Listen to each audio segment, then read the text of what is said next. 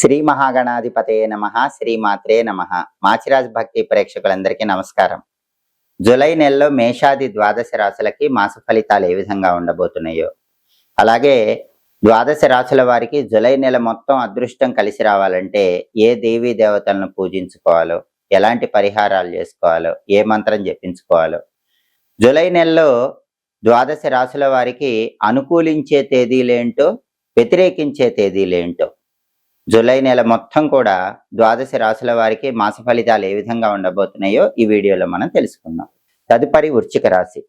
వృశ్చిక రాశి వాళ్ళకి జూలై నెలలో మాస ఫలితాలు పరిశీలిస్తే, ప్రథమార్థంలో అప్పుడప్పుడు చిన్న చిన్న సమస్యలు ఉన్నప్పటికీ వృశ్చిక రాశి వాళ్ళకి ద్వితీయార్థం మాత్రం చాలా అద్భుతమైన శుభ ఫలితాలు కనిపిస్తున్నాయి.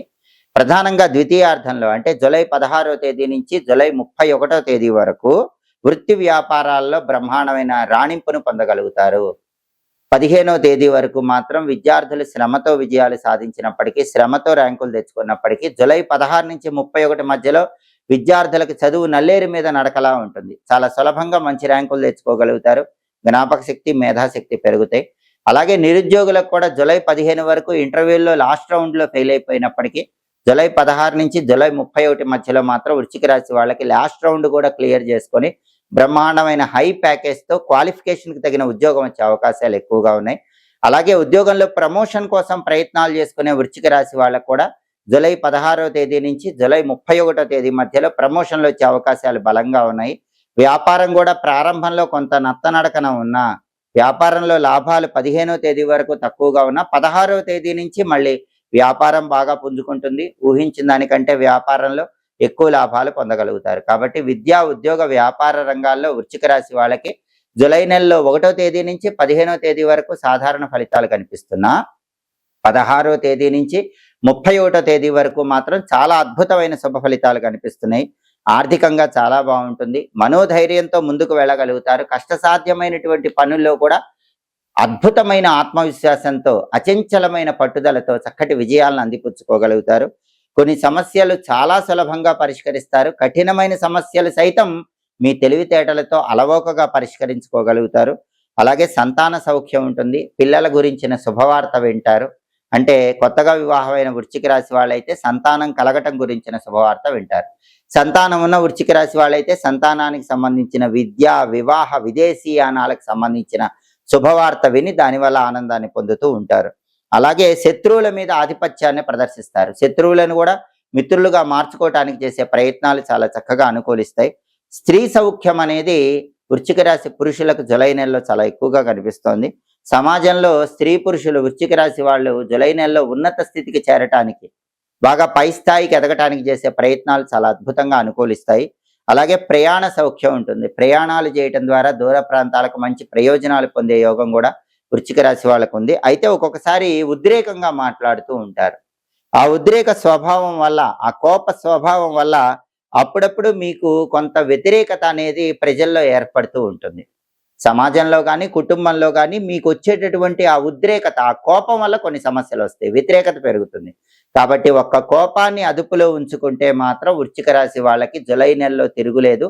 చాలా అద్భుతమైనటువంటి మాస ఫలితాలు కనిపిస్తున్నాయి. ఎటువంటి సమస్యలు ఉన్నా సరే వాటిని అవలీలగా పరిష్కరించుకొని అద్భుతమైనటువంటి విజయాలను అందుకునే దిశగా ముందడుగు వేస్తారని చెప్పడంలో ఏమాత్రం సందేహం లేదు.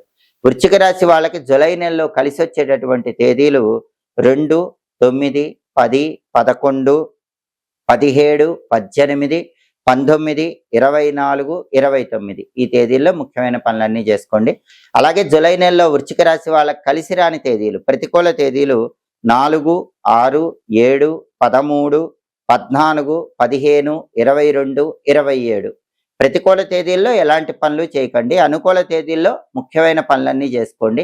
దాంతోపాటుగా వృశ్చిక రాశి వాళ్ళు ప్రధానంగా దుర్గాదేవిని ఎక్కువగా పూజిస్తే ఇంకా అద్భుతమైన శుభ ఫలితాలు చేకూరతాయి. జూలై నెలలో మంగళవారం కానీ, శుక్రవారం కానీ, ఆదివారం కానీ ఎప్పుడైనా సరే రాహుకాలం ఉన్న సమయంలో అమ్మవారి ఆలయ ప్రాంగణంలో 4 నిమ్మదొప్పల్లో దీపాలు వెలిగించుకోండి.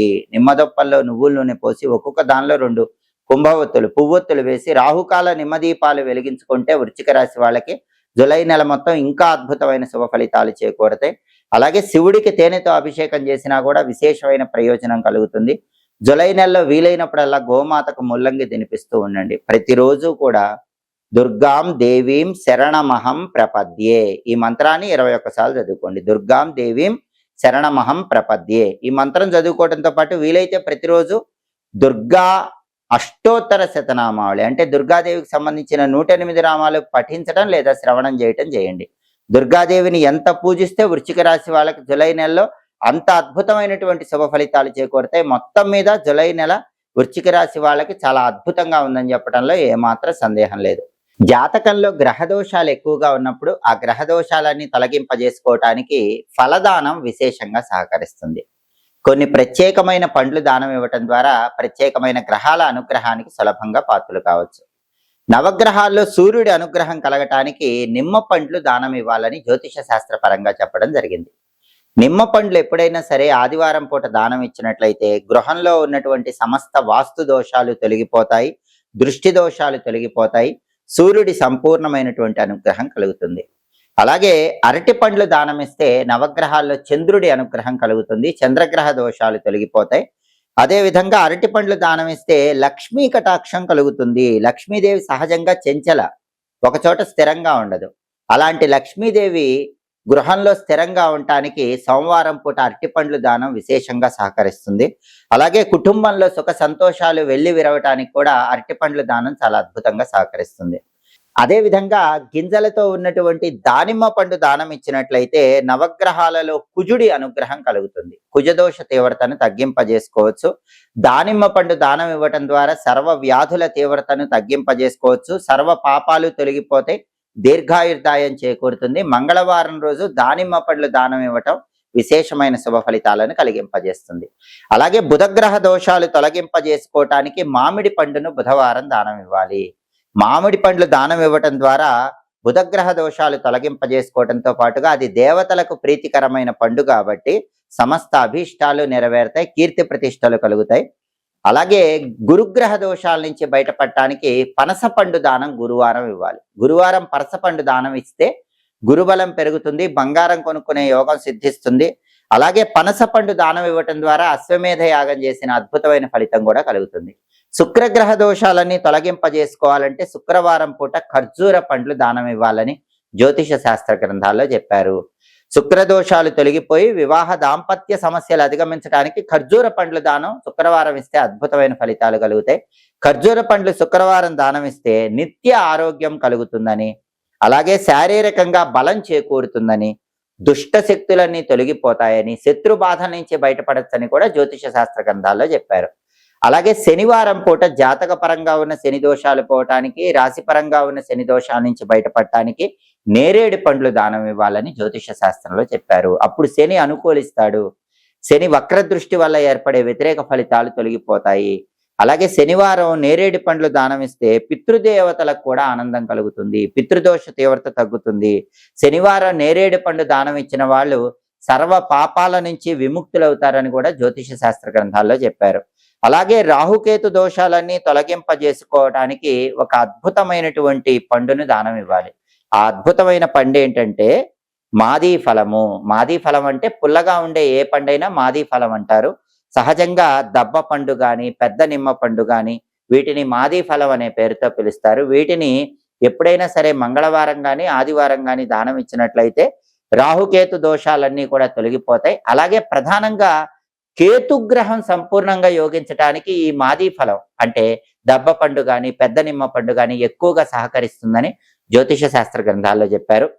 ప్రధానంగా ఒక్కొక్కసారి భయంకరమైన రాహుదోషాలు ఉన్నప్పుడు నమ్మిన వాళ్లే వెన్నుపోటు పొడుస్తూ ఉంటారు. దీర్ఘకాలిక అనారోగ్య సమస్యలు ఉంటూ ఉంటాయి.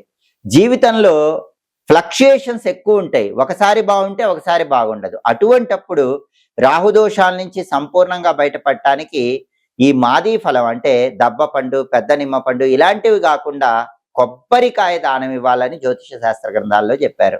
ఎందుకంటే పెద్ద నిమ్మ పండు, దబ్బ పండు మామూలు రాహుదోషాలకి, కేతు దోషాలకి సరిపోతుంది. రాహుదోషాలు ఎక్కువగా ఉన్నప్పుడు మాత్రం కొబ్బరికాయ ఆదివారం పూట దానం ఇవ్వాలి, లేదా శనివారం పూట దానం ఇవ్వాలి. కొబ్బరికాయ దానం ఇచ్చినప్పుడు దానివల్ల సకల కార్యసిద్ధి కూడా కలుగుతుంది, లక్ష్మీ కటాక్షం కలుగుతుంది, పుత్ర పౌత్రాభివృద్ధి ఏర్పడుతుందని జ్యోతిష శాస్త్ర గ్రంథాల్లో చెప్పడం జరిగింది. కాబట్టి నవగ్రహాలు సంపూర్ణంగా అనుగ్రహించాలంటే వారంలో వచ్చే 7 రోజుల్లో ఒక్కొక్క రకమైనటువంటి పండు దానం ఇవ్వాలి. దానివల్ల సమస్త శుభ ఫలితాలను సిద్ధింపజేసుకోవచ్చు. ఎప్పటికప్పుడు జ్యోతిష శాస్త్ర పరంగా దినఫలాలు కానీ, 10 రోజుల ఫలితాలు కానీ, మాస ఫలితాలు కానీ, సంవత్సర ఫలితాలు కానీ, ఖగోళంలో గ్రహాల సంచారాన్ని బట్టి ఏర్పడే మార్పుల వల్ల వచ్చే ఫలితాలు కానీ, వాటికి సంబంధించిన పరిహారాలు కానీ తెలుసుకోవాలనుకుంటున్నారా? అయితే మాచిరాజ్ భక్తి ఛానల్ తప్పకుండా చూడండి. మా వీడియోస్ మీకు నచ్చినట్లయితే మా ఛానల్ లైక్ చేయండి, కామెంట్ చేయండి. మా ఛానల్ వీడియోస్ 10 మంది మిత్రులకు షేర్ చేయండి. మా ఛానల్ సబ్స్క్రైబ్ చేసుకోండి. పక్కనున్న బెల్ సింబల్ నొక్కటం మాత్రం మర్చిపోకండి. సర్వే జనాః సుఖినో భవంతు. స్వస్తి.